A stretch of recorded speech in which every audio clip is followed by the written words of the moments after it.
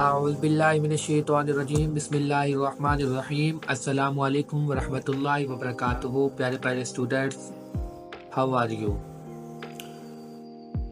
Students? इसके notes मैंने तैयार किए हैं। अगर आपको चाहिए तो मैंने गूगल ड्राइव पे इसको ओपनली रख दिए हैं और नीचे जो से आपको लिंक दे दिया है, प्रोवाइड कर दिया है। आप उससे मेरे जितने भी टॉपिक्स हैं उनके नोट्स आप हासिल कर सकते हैं।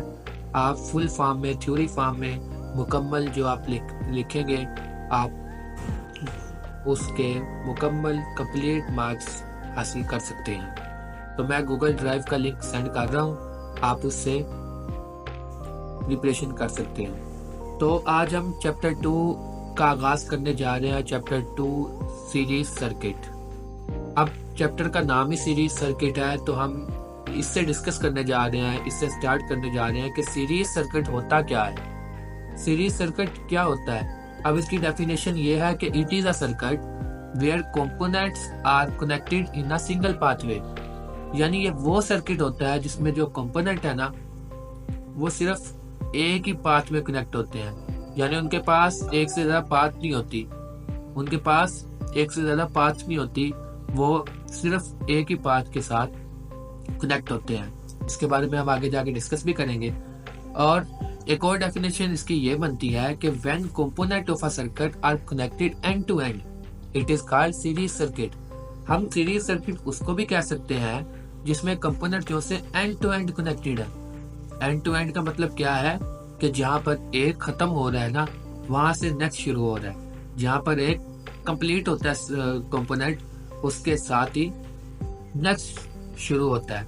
अगर आप इसकी डायग्राम देखें तो इससे हमें पता चलेगा कि ये देखें, ये बैटरी अटैच है, बैटरी से पॉजिटिव से करंट गुजरा, अब ये बल्ब लगा हुआ है, इधर से फिर इस साइड पे करंट गया।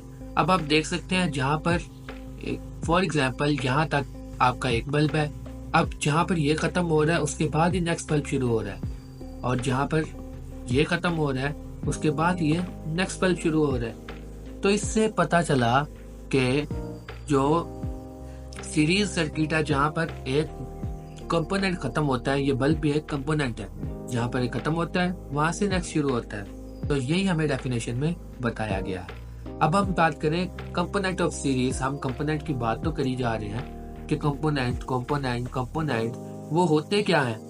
अगर हम कंपोनेंट की बात करें तो इन सीरीज सर्किट कंपोनेंट कौन कौन से होते हैं? उसमें रेजिस्टर्स हो सकते हैं, उसमें बल्ब हो सकते हैं जो कि एक के बाद एक कनेक्ट होते हैं। अब इसमें इलेक्ट्रिसिटी का फ्लो कैसे होता है, करंट कैसे मूव करता है, इसमें हम इसकी बात करते हैं कि the current passes through each component in sequence. जो करंट है वो सीक्वेंस से पास करता है। तो मतलब ये है कि करंट पहले एक बल्ब से गुजरेगा। अगर हमने बल्ब कनेक्ट किए हुए हैं, हम फिर ये डायग्राम देख ले कि पहले एक बल्ब से गुजरेगा, फिर नेक्स्ट बल्ब से गुजरेगा और फिर नेक्स्ट की तरफ जाएगा।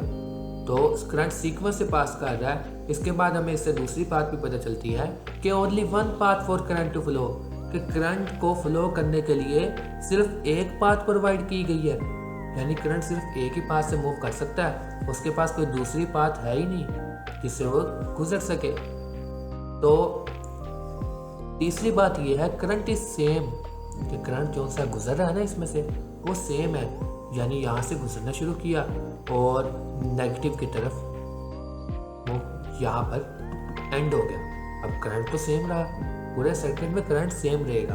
अब वोल्टेज की बात करें, वोल्टेज वो जो से होते हैं सम ऑफ ऑल दी वोल्टेज। इसका मतलब क्या है कि बल्ब को भी वोल्टेज मिल रहे हैं, इस बल्ब को भी वोल्टेज मिल रहे हैं, इस बल्ब को भी वोल्टेज मिल रहे हैं। तो इससे पता ये चला कि जो वोल्टेजेस हैं वो सम ऑफ ऑल दी वोल्टेज होगा, कि इसके वोल्टेज प्लस इसके वोल्टेज प्लस इसके वोल्टेज, ये तीनों के वोल्टेज जब प्लस करेंगे तो हमारे पास वो कंप्लीट वोल्टेज आएंगे। तो अब हम इसकी सर्किट डायग्राम की तरफ चलें। सर्किट डायग्राम इसकी कैसे बनेगी, आप ये ड्रा कर सकते हैं। आपका क्वेश्चन आए शॉर्ट में या लॉन्ग में तो आप इसको ड्रा कर सकते हैं। सीरीज सर्किट की डायग्राम हमने क्या किया, हमने एक बैटरी अटैच की, तो ये बैटरी हो गई, इसमें एक पॉजिटिव एक नेगेटिव। उसके बाद रेजिस्टेंस ऐड की, R1, R2, R3, R4 resistance bulb में भी होती है। तो फॉर एग्जांपल हमने यहाँ बल्ब भी ऐड किए हुए हैं, आप ये भी एग्जांपल ले सकते हैं। तो वोल्टेजेस जो से V1 से गुजर रहे हैं, जो V1 फिर V2 में से हैं, उसके बाद V3 में से हैं और V4। अब वोल्टेज जो से हैं वो याद रखना है सम ऑफ ऑल दी वोल्टेज होते हैं। तो इससे हमारे पास फार्मूला भी निकलता है कि